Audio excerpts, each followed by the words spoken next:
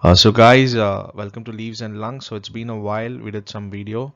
So right now I am starting a series on ancient India. The reason to do so is many entry level exams or the entrance exams which has the static part of history has been like they have increasing the toughness level of the portion every year, and mainly they are touching the regions that has been never touched before.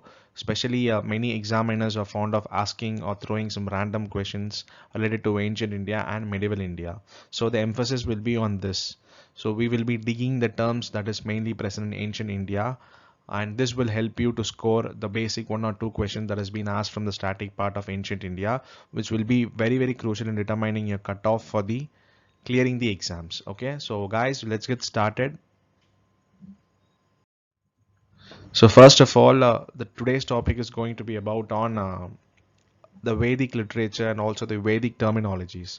The reason is that because the present day government has been emphasizing a lot on the importance of Vedas and Upanishads and also the Brahmanas, everything, because they are like digging the past history of India, and this paves a way for the examiners to put questions one or two from these chapters also. So that is why we will give some special importance to this chapter of the Vedas and the terminologies associated with that. You don't need to remember everything, but you just to have a basic idea of what the terminologies will be at least. Okay, so don't try to mug it up. You just try to remember or just try to like accommodate these words in your head so that it will be handy when you like hear the terms suddenly in the exams. You might have an idea what could this be. Okay, so don't try to memorize, just have an idea of what it is going to be. Okay, so first of all, Vedas. So what is Vedas? So Vedas is nothing but it is a derivation of a word Vidya. Vid means you know that Vidya. Vidya means is to knowledge or to know. Okay, so this is the basic idea, and you know every little one you know that there are like four types of Vedas. One is Rig, Yajur, Sama, and Atharvana. You just need to by heart this completely. Even when they ask you whatever time, you should know what is Rig, what is Yajur, what is Sama, what is Atharvana. Okay, so this Vedas is subdivided into Samhitas. You have to remember this hierarchy. First one is Vedas and next one is Samhitas. Okay. So what is Samhitas? So Samhitas is nothing but these are the collection of hymns. So hymns are nothing but they are the praises for the gods. That is slogans. That is some any poet or couplet. So all these things are called as hymns. Okay, so they mainly contains the social and the religious importance of rituals. So this is what Samhita is all about, and this Samhita is further subdivided into Brahmana. You have to remember the hierarchy, very important in terms of exams. So this Brahmana is nothing but it is a commentary on the Vedas. So it's also an added text of Samhitas. Okay, and further this Brahmana contains two types. One is Aranyakas. So these Aranyakas are the text that is mainly concerned with the rituals that is mainly happened in forest, that is performed by secret sages. Okay, so these are like magic spells, these are like some black magics and all those kinds of things that happens in forest comes under Aranyakas. So you know that Aranya is forest, so you have to remember this. And Upanishad is nothing but the philosophical inquiries that is happening around the universe. So all these discussions are placed under Upanishad. You have to remember this, very crucial. You have to remember this hierarchy. Vedas 1, Samhitas 2, Brahmanas 3, and Upanishads and Aranyakas forms the base of the Brahmanas. So as I said, you have to remember what each Veda is concerned about. So as you know that Sama Veda, it's concerned with music. You have to remember Ma Mu, that is Ma music, and Yajura are rituals. You should have to have a clear idea of about what each Veda deals about. And the next was Adarva Veda. Adarva is something about the magic and the spells. You have to remember the term and you have to know what it stands for. And the next is suddenly UPSC or some any state public commission will throw a question such as what is Zendavasta. So Zendavasta is nothing but it is an Iranian text of Zoroastrianism that has words containing similar what Vedas has. Okay, so this gives an idea of about the presence of Aryans, migration, and all those theories. So you have to remember this word Zend Avesta, Zoroastrianism, Zend, ZZ. Okay, And what is Ashwa and Vrishabha? You know that Ashwamedha Yada, Ashwamedha sacrifice was like sacrificing of horses, you know that, right, already. So Ashwa is horse and Vrishabha is bull. You have to remember these two terms. So only these two animals are mentioned in the Rig Veda, that is horses and bulls. No tiger is mentioned, no rhinoceros is mentioned, no other animal is mentioned in Rig Veda. This is very very crucial because you could have a statement on it very randomly, or you could be also tested upon what is Ashwa and what is Rishabha. The next is what is Dasuse? So Dasuse is nothing but these are the native dark colored people of Indian subcontinent that has been encountered when the Aryan people migrated. Okay, so these are called Dasuse. Just remember the term could be very tricky if you like not revising it properly and if you're not aware of it also. So just have to go through it again and again. So Dasuse is dark colored people that encountered with the Aryans, and it is mainly associated and mentioned in Rig Veda. And who are these Simus and Kikatas? You have to remember the names, very very crucial. So these are the groups, subgroups under Dasyus. And Varchin. So Varchin is, what does the term Varchin, if they ask you randomly, Varchin, okay, Chin, chief, you have to remember something like that.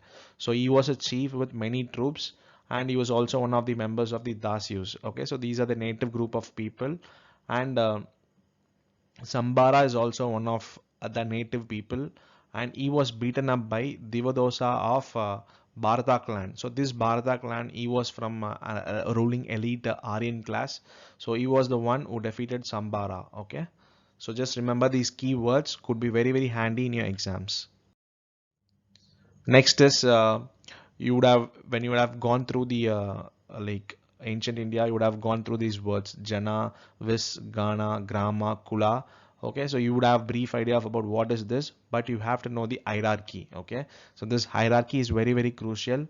You have to remember in this order. Okay, and the next thing is Purandana. So Purandana, it was a term that was given to God Indra. Okay, Purandana, Indra. You have to remember it, and he was considered to be a destroyer of settlements. Okay, so this Aryans is equated with God Indra because the Aryans demolished the Dasyus. The Dasyus are the native people. Okay, so this is how they got the term. The Aryans got the term equivalent to God Indra, and it is called as Purandana. You have to remember this. And also Bharatas and Tritsus. So these are the ruling elite classes of the Aryan race. You have to remember the words carefully. Bharatas and Tritsu, Dasyus, Simukas, these are all the opposite of the Aryans. Okay, you have to remember very carefully and clearly. And Vashishta Prist. So Vashishta Prist was associated with the clan of Bharatas. You have to remember this. They could simply throw a question randomly, very randomly, and this could be very, very tricky also. And Paurushini River. So this Paurushini River, this is where the Battle of 10 Kings happened. So in separate video, I will tell you about the what is Battle of 10 Kings. But right now you have to know what is Parushini. So Parushini is nothing but it is River Ravi. Okay. And next is like which two clans combine together to form the Kuru clan. So this could be also potential questions. The Purus and the Bharatas. Okay, the Purus were the local inhabitants that is present in the northern India, and Bharatas were the ruling elite classes of Aryans. So these two groups eventually got combined together and they formed a Kuru colony. Okay, or the Kuru clan. And there is some random words like what is panis. So panis are nothing but there are caravan traders.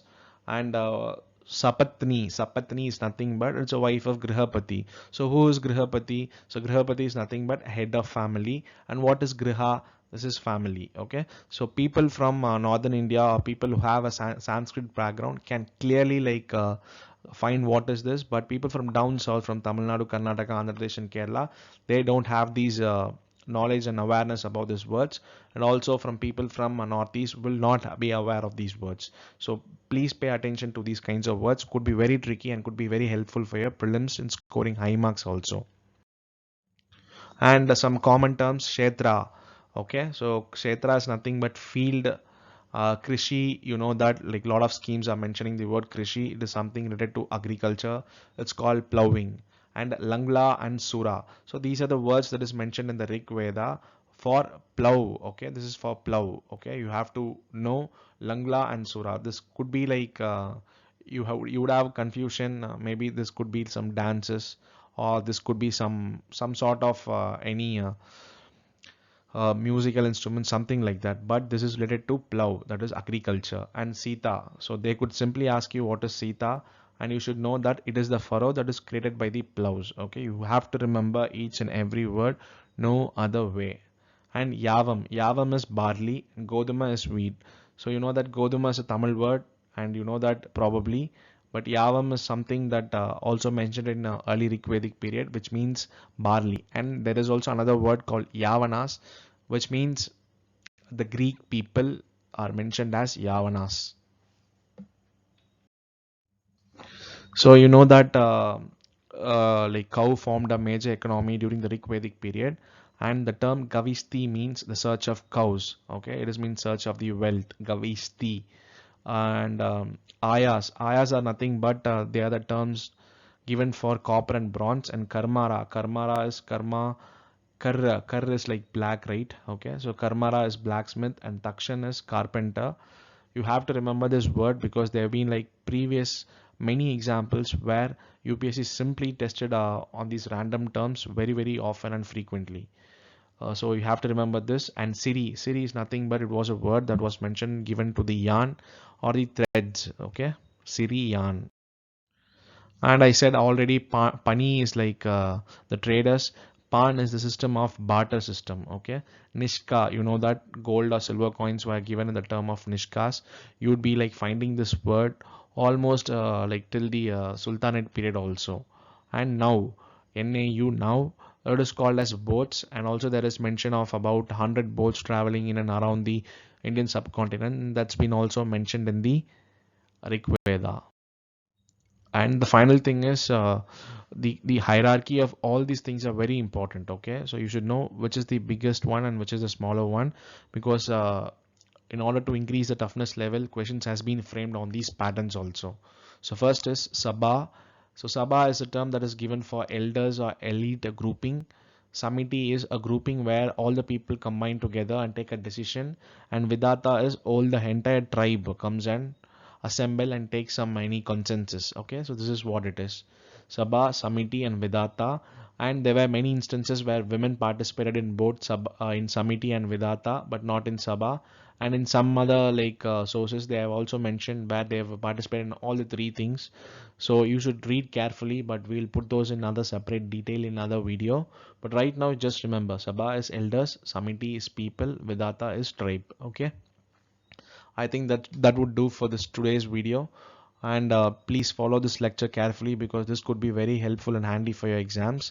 So if you really do like the video, just put a thumbs up or give a comment. That would be like very nice of you.